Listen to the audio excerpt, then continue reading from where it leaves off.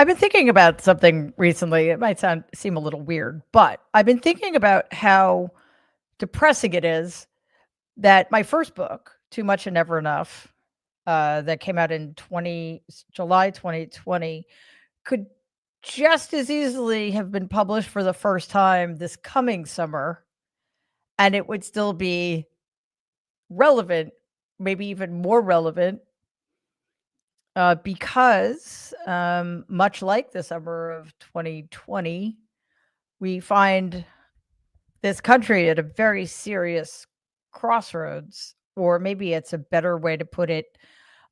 We find ourselves once again on a knife's edge, and there is no way to know upon which side of that knife we're going to fall. I've also been thinking a lot about something I wrote about, especially in that book, which is why why Donald is the way he is, why he is so enamored with authoritarian dictatorial monsters, why he's so damaged and so needy and so grasping. I think I went at least some ways towards answering some of those questions. The first one is probably the most obvious. My grandfather was a patriarchal authoritarian sociopath. You know, that has an impact. But something happened recently that had me thinking about the other stuff, the neediness, the grasping nature of this person, just how thirsty he is for recognition, or ostensibly for recognition. So I want to show you a video from a ceremony that was held recently, in which the president of FIFA, the International Football Association, that would be football, not American football, what we call soccer, giving Donald a completely made up and meaningless honor because Donald, for reasons that should be obvious, for example, he keeps murdering people and starving children, cannot get the Nobel Peace Prize, which he so desperately craves. So the powers that be at FIFA came up with this brilliant idea. They were going to make up a fake award called the FIFA Peace Prize,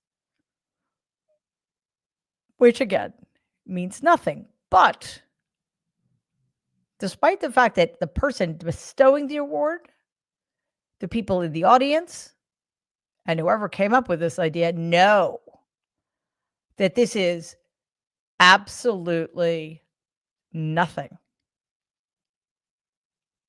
Here's how Donald reacted. This is your Peace Prize. There is also a beautiful medal for you that you can wear everywhere you want to go. I'm going to wear it right now. Okay, let me hold. Fantastic. Excellent. This is truly one of the great honors of my life.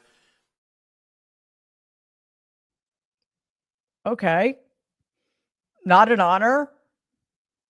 In fact, if he had any self-awareness at all, which of course he does not, and Infantino and others are taking complete advantage of that, he would be embarrassed. He would be ashamed. He would know what we know, that he's being mocked.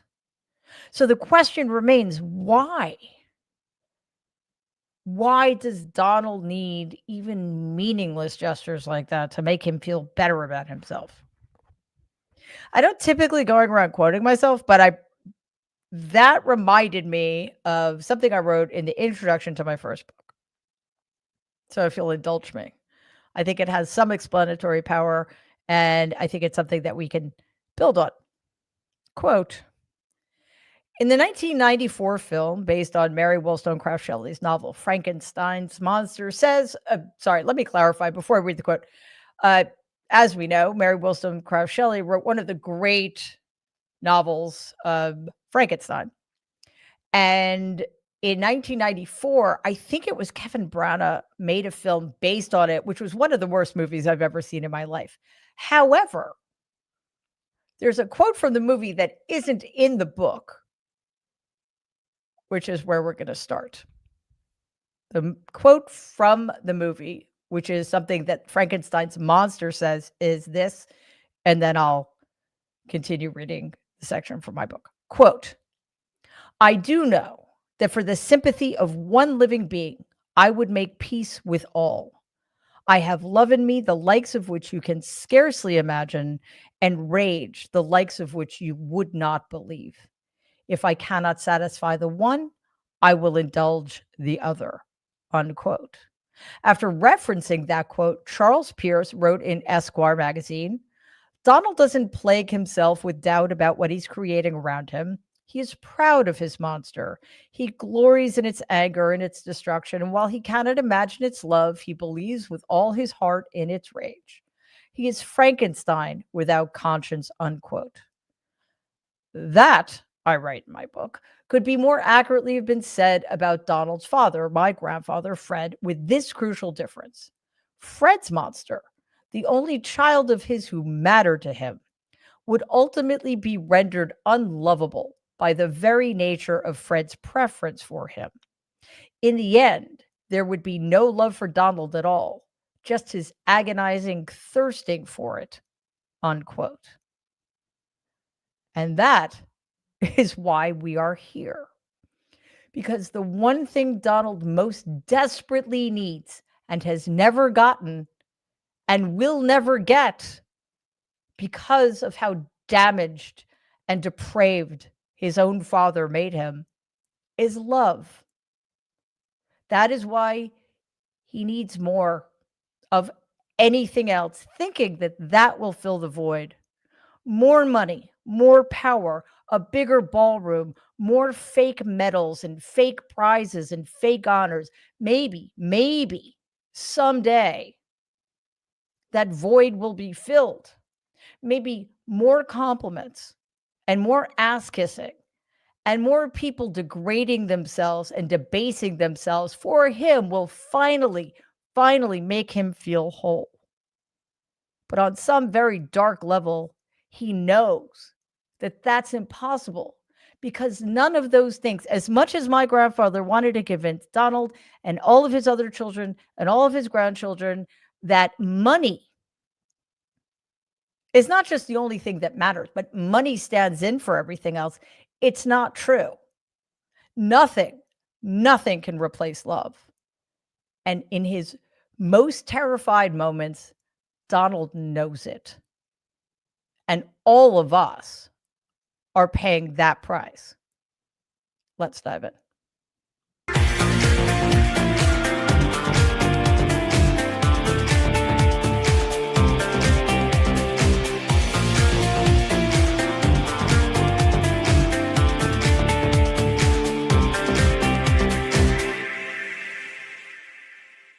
Hello, everybody. Welcome to tonight's episode of Mary Trump Live. It is wonderful to be here with you. Today, Donald held a press event today. Obviously, I said today already. See, it's still today. I don't know what today is, but I think it's Monday. See, that keeps happening. Anyway, the stated purpose of this event was to unveil a new aid package for U.S. farmers. You know, because Donald's tariffs have ruined the livelihoods of many of American farmers. So now he has to pay them our money in an attempt to put a Band-Aid on the damage he's done and bail them out, again, at our expense, despite the fact that they are struggling because of him and his benighted policies. Donald took questions from reporters, and that resulted in some awkward exchanges.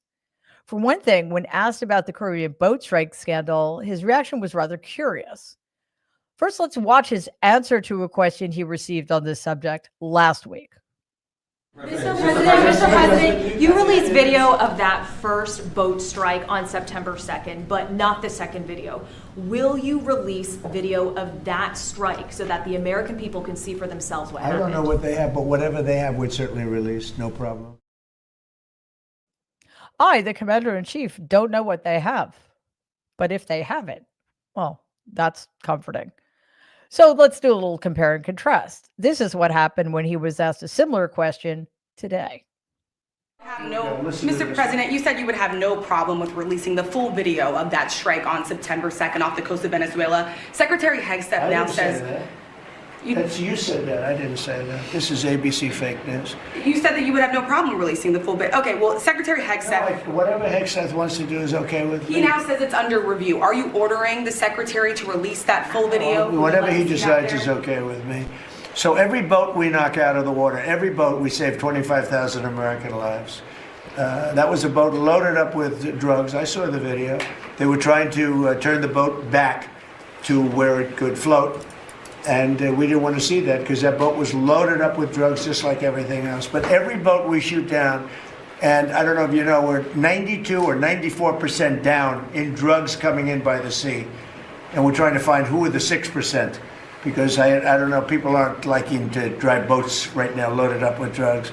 But every single, think of that, every single boat we shoot out, on average, we save 25,000 American lives. Do you feel okay about that, Court? Keep us safe. Okay, I know my man. What about you, Bill? Are you okay with that? Totally fine with Are you that. committed to releasing the full video? Didn't I just tell you that? You said that it was You're up the to most Secretary Hegseth. obnoxious reporter in the whole place. Let me just tell you, you are an obnoxious, actually a terrible reporter. Wow, get some new material. And doesn't he look great? Okay. His rudeness aside, because that's just the way it is, right? Somebody actually quotes his own words and he doesn't like it because he probably doesn't remember it, or the narrative has changed and it's no longer convenient. So he doesn't attack the reporter, he attacks the person. All right. Well, here's the thing, though. Donald is allegedly this incredibly media savvy person. Does he not understand that things like videotape exist in perpetuity? So we know he's lying. We know that it's suddenly not helpful for him to release the video, proving that he actually did say that he would release the video of the bombing. Also, we have him yet again abdicating all responsibility. He is the commander-in-chief of the United States military, and he is literally saying, I don't know anything about it, and whatever the Secretary of Defense decides to do is fine with me, even if I know nothing about it. Plus, when are we going to, not we, because we already are up to speed on that stuff, but when is the media going to stop letting him make shit up? Who came up with this? Every boat we bomb saves 25,000 American lives. Those boats were full of drugs. Prove it. Prove it to us. Prove that the people on those boats were drug traffickers. Prove it. I mean, you would still be guilty of war crimes, but that doesn't seem to be bothering people over much. Next, Donald was asked about one of the biggest failures plaguing his second term, and he responded with his typical reaction. He lied blatantly. Have a look. In the interest of affordability with this aid package, I assume that that's something you want consumers to see before midterms next year. How quickly will that affect prices at the grocery store? Well, I think the prices are going to be going down already. I mean, the prices are way down. We brought prices way down from what it was. We inherited high prices. We inherited the biggest inflation in the history of our country. That means prices going up. And we brought it down very substantially. Now inflation is essentially gone. We have it normalized, and it'll go down even a little bit further. You don't want it to be deflation either. You have to be careful. But we brought it way down. We had inflation that was the highest in the history of our country. They say 48 years. But I say the history. 48 years is pretty bad too, right? He knows nothing about anything. I'm pretty sure inflation was higher after the crash and during the Depression.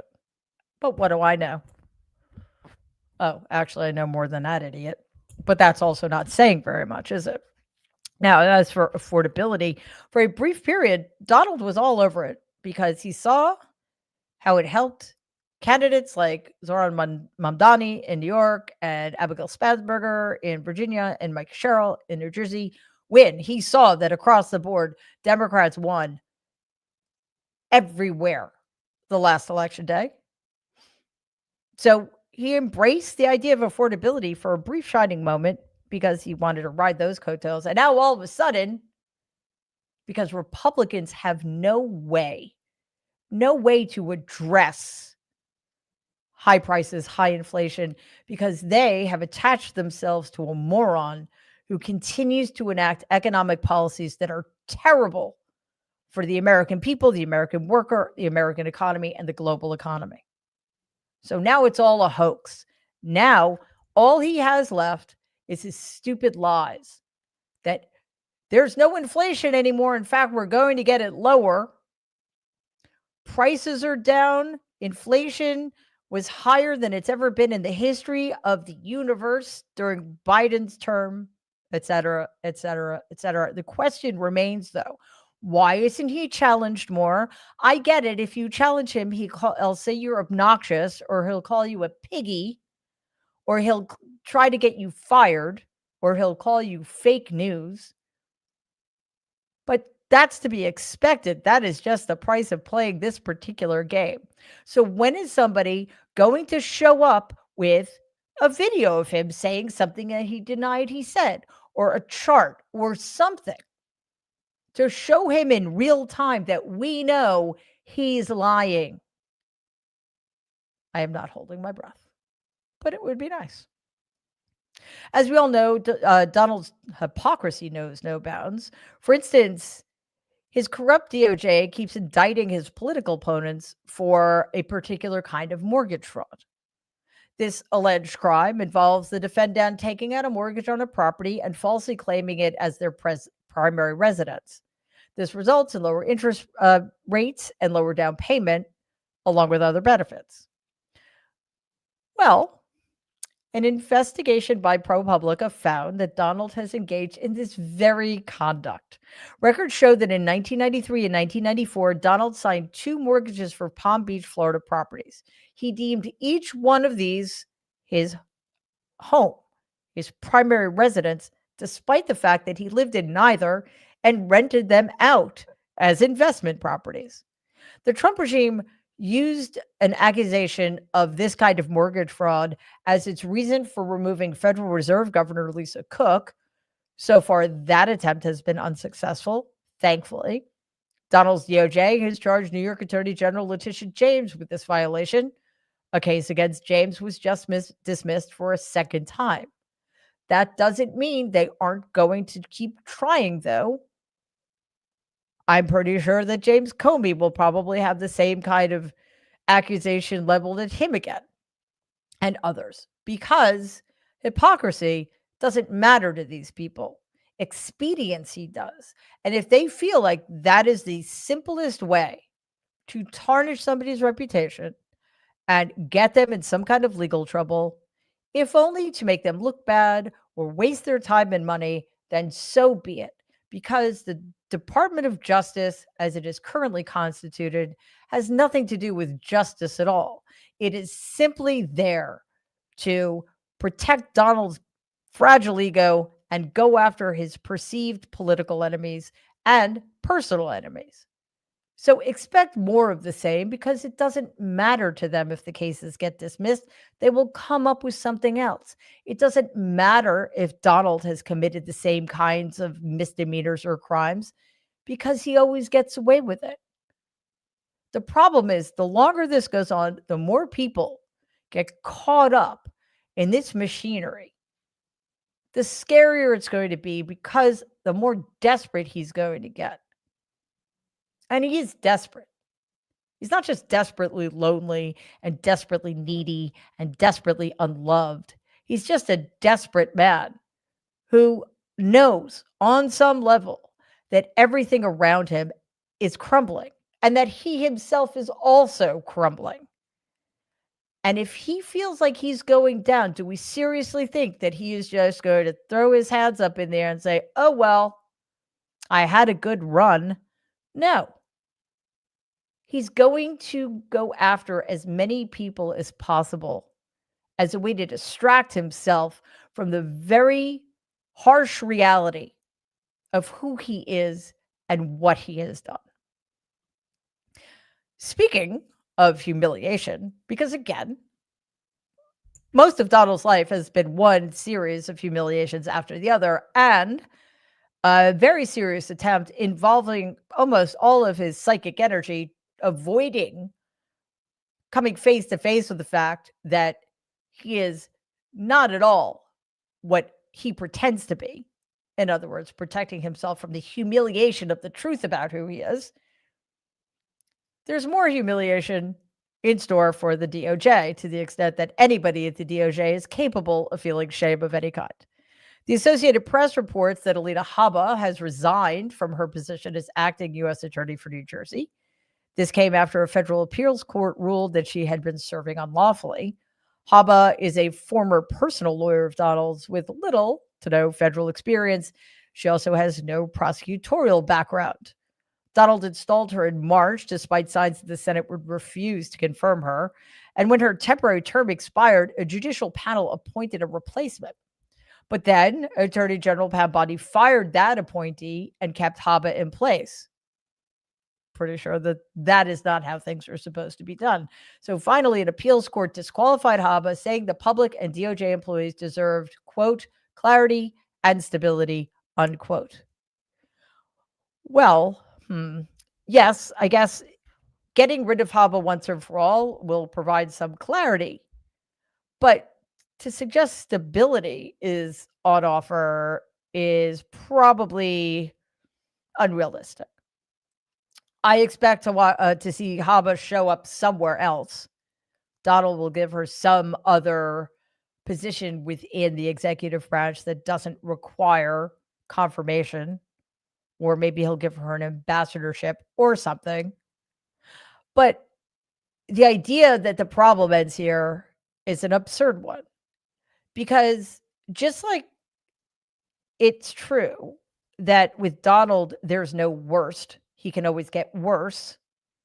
It's also true that there is always somebody worse than the person being replaced out there, ready and waiting to do the job assigned of helping Donald and his inner circle enrich themselves and destroy this country while they're doing it.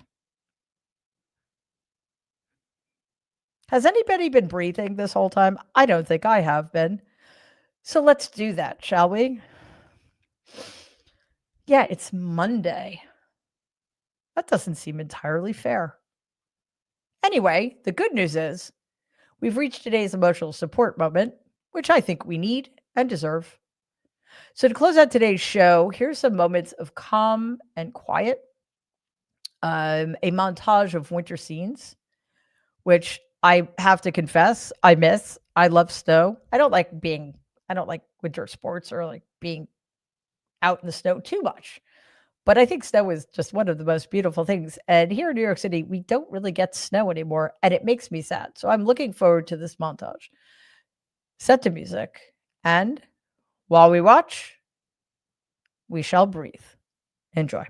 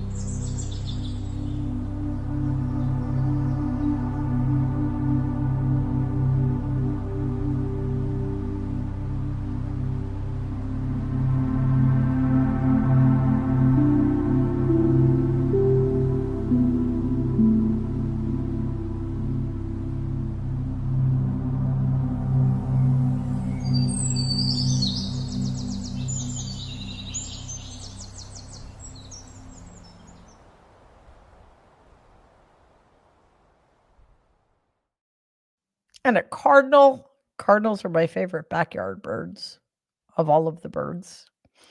When I lived out on Long Island, we had a pair of cardinals. They mate for life, apparently, and they came back every year, and it was awesome, especially when there was snow. Anyway, hope you enjoyed that. Let us get to your questions, comments, etc. Surly Pirate Wench 1969 is new member. Welcome. Cool handle. That's awesome.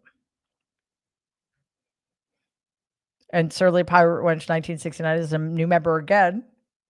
So I don't know what that means, but thank you so much. It's great to have you here.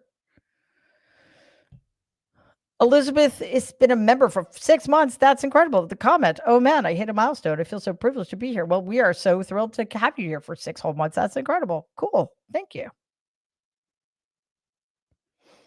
Paul is a new member. Thanks so much, Paul. It is awesome to have you here. Oh, right.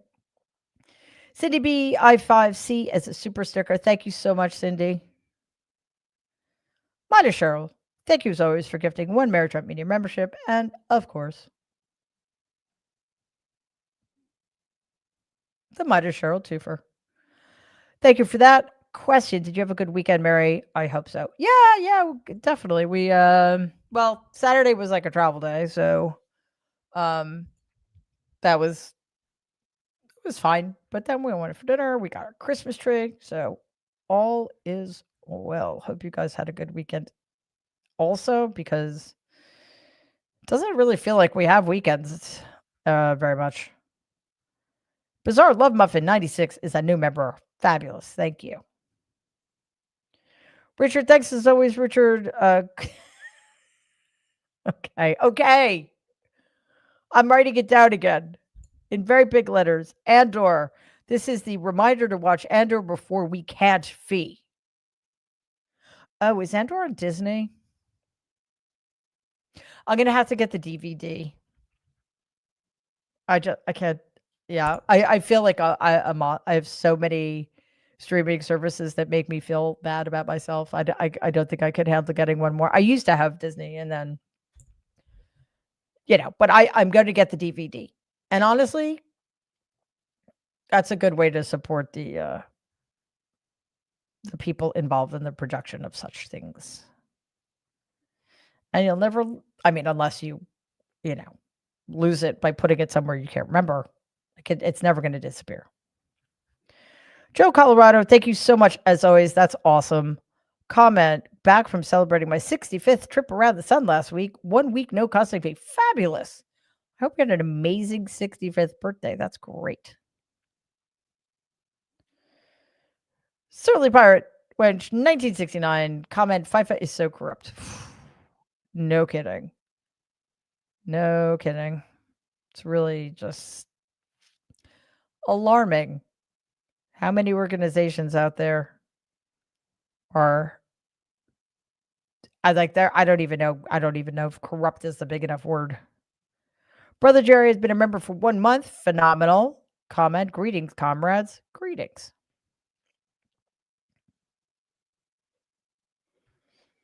Fairy Moonwitch, comment, pathetic. It's an award to himself to make himself feel better. Yeah, but also, in what universe would that make anybody feel better? And also, how long will that feeling last? And the problem is, it won't. So he'll need something else, and then something else, and something else. But yeah, I think part of what drives me crazy about that is that he's so obviously a damaged human who looks at that and thinks, oh, that's so sweet. That's awesome. No. You think, what a depraved, creepy guy. Because, like, you think he didn't really want that? It's just disturbing. Cheryl, Donald is a big spoiled baby. Yep. Spoiled in both senses of the term. This is true. Kendra, thank you so much as always for being a super sticker for that. Fabulous. Kylie is a new member. Thank you so much and welcome. Barb is a super sticker. Thank you very much for that, Barb. Neely gifted 10 Marriage Home Media memberships. Thank you so very much. That's really generous of you. Truly. Susan, thank you so much. As always, comment happy birthday. Sorry, happy belated 65th birthday to our very own Joe Colorado, king of the swear jar fee. No kidding. You know what? I think we need to name the swear jar Joe Colorado. I hope if you guys are okay with that, put it in the chat. Let's do a poll. But I say yes. Laura, question, what's his problem with women reporters? Well, the women reporters he's been screaming at and insulting are actually laying out facts. He doesn't like that. They're questioning him. And he's a horrible misogynist. So there you go. Soka Deb, thanks so very much. This is a swearing in the chat fee. What the actual fuck? No kidding. What the actual, as the kids say. Sorry, I must hydrate.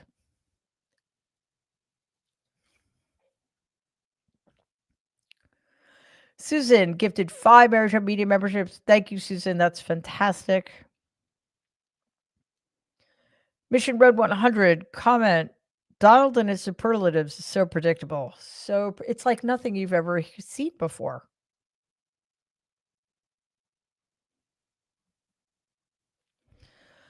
Artist Stephanie, thank you very, very much. Comment. Got inspiration for a new piece of my wood carved paintings from your emotional support moment. Thank you. Whoa, that's so cool. Please share the results when you have them. Susan, thank you again. This is a fee. Refilling the swear jar. I have a feeling we're going to need it. It's only Monday. Hell of a week ahead. No fucking kidding. I think that's going to be true of every week here on out. We'll see. Donna, thank you so much for being a super sticker and for that. It's very, very kind of you. Susan, member for 2 months. Awesome. Comment, beautiful ESM. Thank you, Mary. Actually, thank my team. They came up with that one and it was beautiful. I loved it. Fairly Moonwitch has been a member for 6 months. Very cool. Oh, wait. Mariana here. I lost Judy on October 7th. Oh, no. I'm so very sorry about that. Wow. Well, I hope you're okay as far as that's possible. Kemi is a new member. Thank you very much for that and welcome. Joe Colorado, thank you again. And his comment is, I love it. Well, of course, because you're going to have the swear jar named after you. Susan, again, thank you. Comment, all those in favor of Joe Colorado swear jar, drop a blue heart. That better be everybody. And finally, Barbara is a new member. Thank you very much, Barbara. Welcome. All right, that does it for us. Thanks everybody for having been here tonight. It's been a long week already, so it's good to share it with you. First of all, thanks everybody watching on YouTube, streaming on Twitter, and our Substack, The Good in Us, to everybody listening to the podcast, to all of our new members, everybody gifting memberships, everybody who's been a member for a few months now. That's fantastic as well. Also to anybody giving us gifts, more appreciated than we can possibly tell you. To our fantastic moderators who just keep being fantastic and moderating.